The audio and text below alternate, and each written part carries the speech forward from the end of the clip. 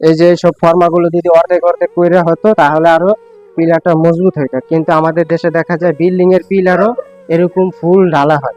এরকম ফুল কলম যদি ঢালেন আপনাদের স্ট্রাকচার দুর্বল হবে, ভবিষ্যতে কলম ঝুঁকিপূর্ণ হবে। ভবিষ্যতে দেখা যাচ্ছে কলম ফাটন ধরবে, কলম ফেল করবে, লোড যখন কলমে পড়বে তখন কলমটা ফাটন ধরতে পারে, কারণ এত উপর থেকে মাল ঢাললে খোয়া আর বালু আলাদা আলাদা হয়ে যায়।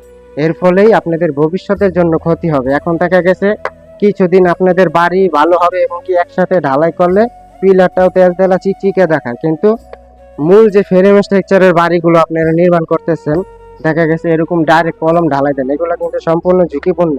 বিল্ডিং এর মূল কলম ঢালাই করতে হবে আপনাদের অর্ধেক অর্ধেক করে, এরকম অর্ধেক অর্ধেক করে পিলার গুলো ঢালাই করতে হবে। তা আমাদের দেশে দেখা যায় বিল্ডিং এর পিলার গুলোই পুরো ফুল ঢালাই করা হয়, এগুলো কিন্তু সম্পূর্ণ ঝুঁকিপূর্ণ হবে। ফুল কলম ঢালাই করলে কিন্তু আপনাদের কলম শক্তিশালী হবে না এবং কি দুর্বল হবে।